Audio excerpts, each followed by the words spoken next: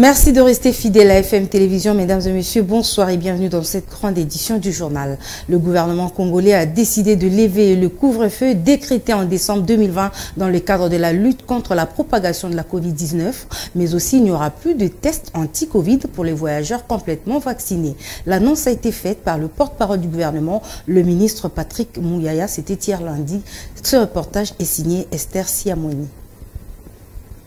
L'annonce de la levée du couvre-feu a été faite par le porte-parole du gouvernement Patrick Muyaya. Elle fait suite à la réunion du comité multisectoriel de lutte contre la Covid-19, présidée par le chef de l'État Félix Tshisekedi. La rencontre s'est articulée autour de l'évolution de cette pandémie dans le pays.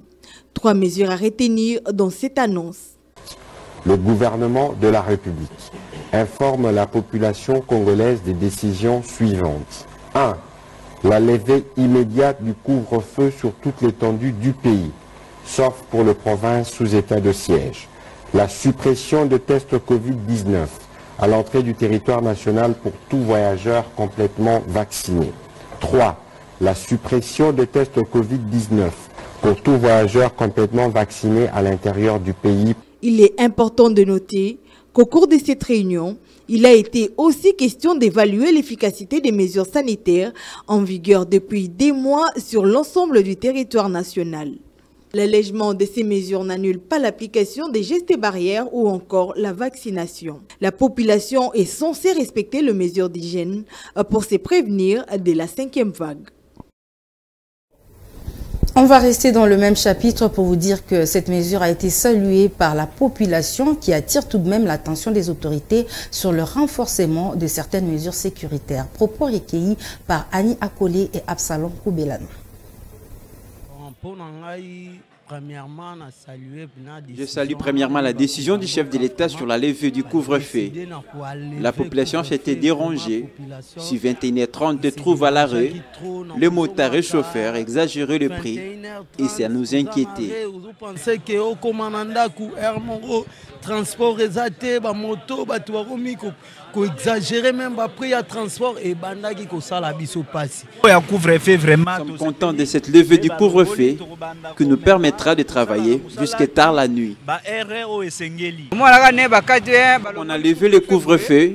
Il y aura maintenant problème d'insécurité, car on ne mettra plus de policiers en route et ceux des souciades.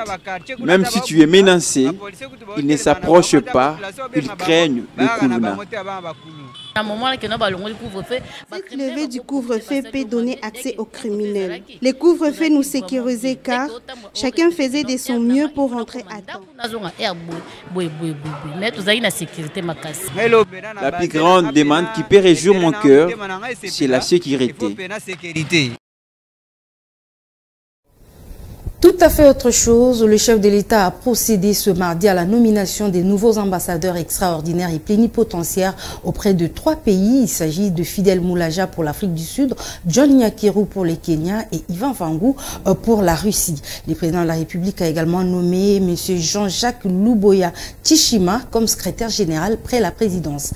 Les ordonnances y afférentes ont été lues à la télévision de l'État.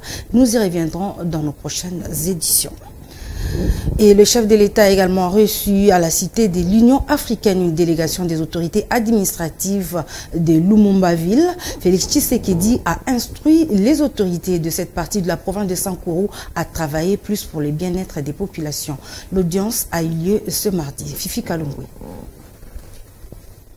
Cette délégation, conduite par le vice-premier ministre et ministre en charge de l'Intérieur, est composée du maire de Lumumba-Ville et sa suite, venus faire part au président de la République des différentes préoccupations des populations vivant dans cette agglomération située dans les territoires de Katakokombe. Signalons que c'est dans ces territoires qu'est né le tout premier Premier ministre, Patrice Emery Lumumba. Cette audience fait suite au dernier passage du président de la République au Sankuru en janvier 2022 pour l'installation officielle des autorités administratives de Lumumba-Ville. À l'issue de cette rencontre, le chef de l'État a procédé à la remise des ordinateurs, des générateurs et des matériels roulants, dont une Jeep 4x4 et des motos pour faciliter la mobilité des territoriaux, mais aussi une bonne administration. Un geste qui traduit la volonté du président de la République Félix-Antoine Tshisekedi de développer les territoires par la base. La question liée à la sécurité alimentaire reste très préoccupante en République démocratique du Congo où un calvaire alimentaire est vécu par des populations par manque de volonté de la production agricole. Que faire pour surmonter ces défis? Suivez le docteur Lambert Pongo Okito, expert dans le domaine de l'agriculture. Il est au micro de Fifi Kalumbwe et Florent Okita. Le Congo est un scandale agricole mal exploité. J'étais à Kabea-Kamwanga dans les années 2011. De Boujima à Kabea-Kamwanga au mois d'août, il y a la verdure jusqu'à Kabea-Kamwanga. J'étais au Katanga, il y a la verdure partout. Au Bandundu, il y a la verdure partout. Cela veut dire quoi? Nous n'avons que 2 mois de l'année où il y a la sécheresse. Pourquoi on ne peut pas produire? Est-ce que c'est la mauvaise volonté? Est-ce que c'est la paresse? Autant de questions qui restent à répondre. Parce que je me pose la question, un pays comme la Namibie, qui est un pays désertique, n'importe pas la nourriture. Mais nous importons tout, nous exportons rien sur le plan agricole. Ce qu'il faut, c'est conscientiser le peuple et surtout les décideurs du pays. Parce que nous sommes paresseux, au fait, pour dire la vérité. Nous ne voulons pas travailler dans les champs. J'ai vu certains pays émerger sur le plan agricole, comme la Côte d'Ivoire, le Burkina Faso, le Ghana ou le Nigeria. Qu'est-ce qu'ils ont commencé avec? Le palmier à huile, la Côte d'Ivoire est 5e productrice du monde. La Malaisie vient de prendre la revanche. Le Congo a produit les premiers grès de palmier à huile en 1958, croisé à Yangambi. C'est ce qui est exporté ailleurs pour le moment. Pourquoi nous ne pouvons pas nous y mettre et prendre le dessus? J'ai dit, et je le répéterai, le Congo peut être le grenier de l'Afrique et du monde. Si nous y mettons un peu de volonté, où est-ce qu'on ne trouve pas la verdure au Congo? Il n'y a pas de désert dans ces pays. Où est-ce qu'on ne trouve pas de l'eau au Congo? Dans toutes les provinces, il y a toujours des rivières, il y a des ruisseaux. Qu'est-ce qui est nécessaire pour la production? Vous avez d'abord le facteur premier, c'est l'eau. Deuxième, la température. Il y a la lumière, il y a tout. Nous devons nous mettre à cause pour rendre ces pays beaux à vivre. L'objectif, c'est de quoi? De promouvoir la production végétale dans ce pays pour augmenter l'espérance de vie de certains citoyens. L'agriculture est l'un des moyens les plus efficaces pour développer une nation. Le docteur Lambert Pongo Okito, qui l'a affirmé, exhorte les Congolais à promouvoir les activités agricoles pour assurer leur bien-être à l'instar de plusieurs pays du monde. Il est encore une fois au micro de Fifi Kalumbwe et Florent Okita. Bien, les jugements, c'est quand même assez catastrophique parce que nous mourons de faim au Congo. Le Congo, Kinshasa, est un pays qui a tout. Il y a le scandale agricole. Ce scandale agricole est comment? Dans toute la République du Congo, il n'y a pas de désert, du nord au sud, de l'est à l'ouest. Cependant, la production agricole est très basse. Il y a très peu de gens qui mangent à leur faim. Alors, j'ai développé une théorie que j'ai appelée théorie Okito, triangle de la vie, pour démontrer qu'aucun pays du tiers-monde ne peut se développer sans le secteur agricole. L'agriculture est au centre de tout développement économique, sanitaire et éducationnel. J'ai vu la Côte d'Ivoire émerger quand j'étais tout jeune scientiste de l'Europe. La Côte d'Ivoire n'avait rien. Aujourd'hui, c'est un des premiers pays producteurs de cacao au monde. Avec quoi? Quelles ressources la Côte d'Ivoire a par rapport à notre pays? Malheureusement, j'ai vu dernièrement une délégation congolaise aller apprendre comment cultiver des palmiers à huile en Côte d'Ivoire. J'ai eu mal au cœur. J'ai vu ce pays émerger. Les Congolais allaient en Côte d'Ivoire pour apprendre comment produire les palmiers à huile. Or, c'est le Congo qui a développé les premiers grains de l'huile de palme à Yangamisa en 1958, qui a été exporté en Côte d'Ivoire par le feu président Houphouët-Boigny, et maintenant la Malaisie prend le dessus. Je suis très, très écœuré pour voir la situation alimentaire du Congo. Nous sommes les derniers parmi l'échelle mondiale de ceux qui mangent bien. La conscience, nous devons tous nous mettre au travail.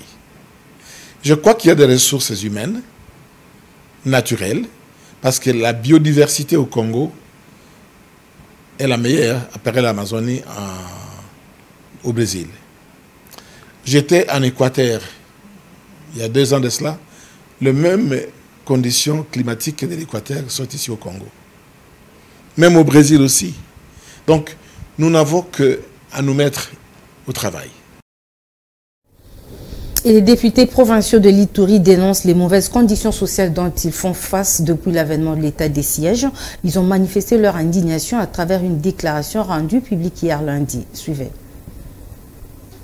Dans cette déclaration, les élus provinciaux de l'Ituri dénoncent les mauvaises conditions sociales dont ils sont victimes, une situation qu'ils qualifient d'extrêmement grave, cruelle, indigne, inhumaine et très dégradante suite à la privation de leurs droits. Évoquant ces cortèges de malheur, les députés provinciaux de l'Ituri, qui disent soutenir les actions de pacification initiées par le président Félix Tshisekedi, appellent les gouverneurs militaires à décanter cette situation et promettent des actions de grandes envergures s'ils n'obtiennent pas le gain des causes. Cette déclaration des députés provinciaux de l'Ituri est depuis quelques heures au centre des vives critiques dans l'opinion publique, notamment dans les réseaux sociaux.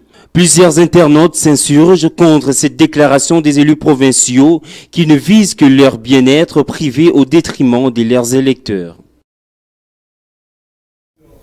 Quittons l'Ituri pour les Haut-Katanga où les véhicules transportant 30 tonnes de charges sont interdits de circuler sur la route de Likasi.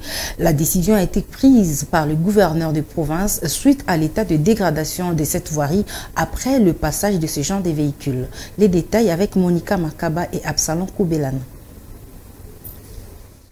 Cette mesure annoncée hier est intervenue après la visite du gouverneur Jacques Kamboula dans la ville montagneuse de Likasi, où il a constaté l'état déplorable de la dégradation avancée de la voirie.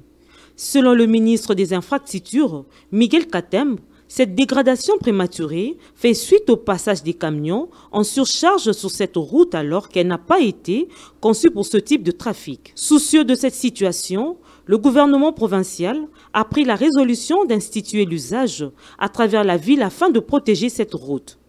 Cette interdiction des véhicules transportant la charge de plus de 30 tonnes sur la voirie urbaine de Likasi sera scrupuleusement respectée pour épargner les accidents.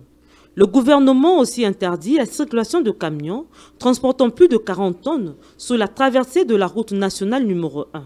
Seulement, ces mesures ne pourront être effectives qu'à partir de ce samedi 19 février 2022.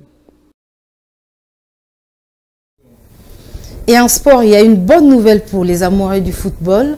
La Confédération africaine de football a autorisé l'accès de 25 000 supporters au Stade des Martyrs lors de la prochaine rencontre entre les Léopards et les Lions d'Atlas du Maroc prévue pour le 26 mars 2022 à Kinshasa. Aristote Pelli nous en parle.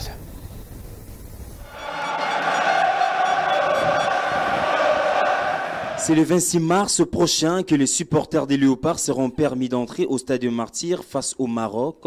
La Confédération africaine de football CAF l'a indiqué à travers une lettre adressée au secrétariat général de la Fédération congolaise de football Association. Le nombre des spectateurs pour le match des barrages du Mondial Qatar 2022 entre la République démocratique du Congo et le Maroc sera de 30% de la capacité maximale du Stade des Martyrs de Kinshasa.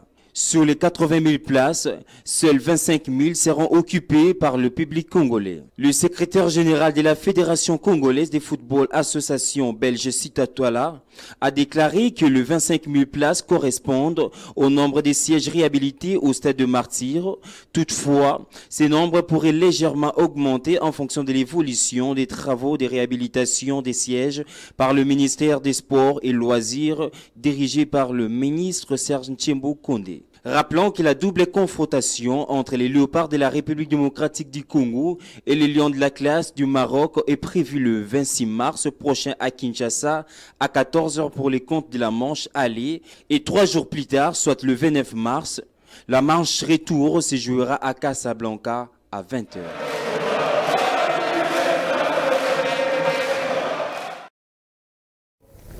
Parlons de la crise au sein de la Fédération congolaise de boxe. Le ministre des Sports et Loisirs, Serge Kondé, a pris en compte à travers une correspondance la réélection du comité Ferdinand Ilunga Luyoyo intervenu le 31 janvier dernier. L'information a perturbé certains analystes politiques qui ont réagi dans cet élément de Lionel Ngolo. Plus les jours passent, la crise s'installe au sein de la Fédération congolaise de boxe qui se coupe en 1000 morceaux. On citera les camps Ferdinand Ilunga Luyoyo et son comité réélu le 31 janvier dernier. Des élections qui contestent l'autre camp conduit par l'ancien boxeur congolais, j'ai cité Mokadi Manda. Une situation qui divise complètement la presse sportive qui part dans tous les sens pour expliquer cette crise qui sévit au sein de la Fédé.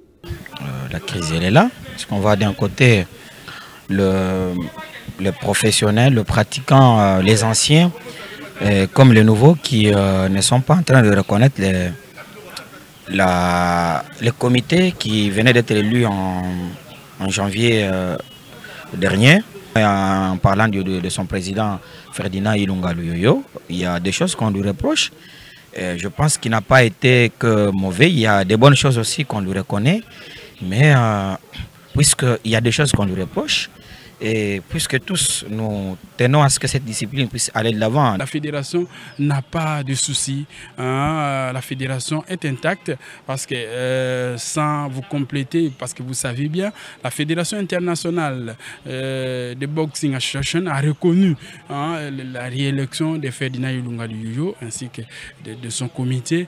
Et hier, le ministre des Sports, Serge Kondé, a confirmé aussi en félicitant Ferdinand Ilunga Luyoyo et son comité pour les réélections. Je pense qu'à l'heure actuelle, on ne parle plus de conflits. D'ailleurs, il n'y a même pas conflit. Il n'y avait jamais conflit. Dans une correspondance rendue publique le 14 février dernier, le ministre des Sports et Loisirs, Serge Kondé, a déclaré avoir pris acte des élections qui ont reconduit le comité Ferdinand Ilunga Luyoyo. Chose que condamne Junior Bopema, analyste sportif. Si le ministre s'est rebuffé en reconnaissant ces élections, c'est une désolation pour moi et c'est une façon pour lui de livrer ses collaborateurs.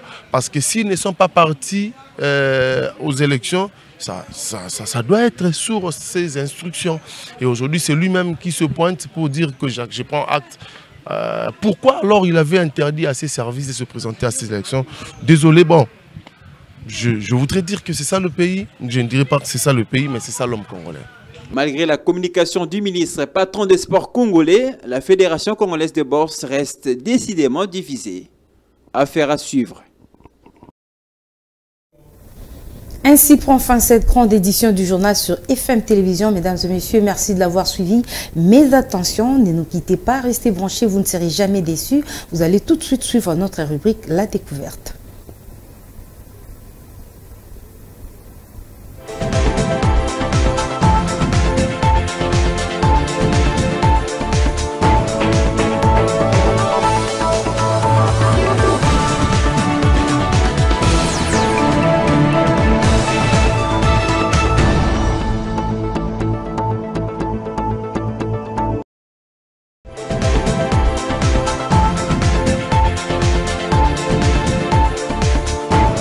Mesdames et messieurs, encore une fois, bonsoir. Nous voici dans notre rubrique La Découverte et je vous convie à suivre Lionel Ngolo qui me rejoint sur ce plateau. Bonsoir Lionel. Bonsoir Idina Zey, bonsoir à tous. Qu'est-ce que les téléspectateurs vont découvrir ce soir? Alors on va faire comme FK, on croise les bras et place à la petite école. Alors aujourd'hui, nous allons vous apprendre à mieux prononcer les mots échauffement. Malheureusement, nous rendons un très mauvais service à ces mots parce que nous les prononçons en tout cas très mal. Nous disons à la place des échauffements, nous disons chauffement. Oh. Alors on va se renseigner rapidement par définition. Sachez que échauffement est une action de chauffer. C'est comme échauffer quelque chose. Je vais faire l'exercice tout à l'heure pour nos téléspectateurs. Mais retenez également échauffement par définition, c'est le fait de s'échauffer. Je vais prendre un exemple en football. Souvent, ça nous arrive de dire joueur azo échauffé. On ne le dit pas bien, alors qu'il faut retenir l'expression à dire désormais, c'est un joueur qui s'échauffe avant, par exemple, de monter sur la pelouse c'est comme moi tout à l'heure, je vais faire l'exercice, j'ai mon ballon, puisque juste après la découverte, j'irai s'échauffer. Comme le dit, le sport contribue énormément à la santé. Ça sera tout pour ce soir. Merci beaucoup Lionel. C'est également la fin de cette rubrique La Découverte. Mesdames et messieurs, le prochain numéro, c'est demain.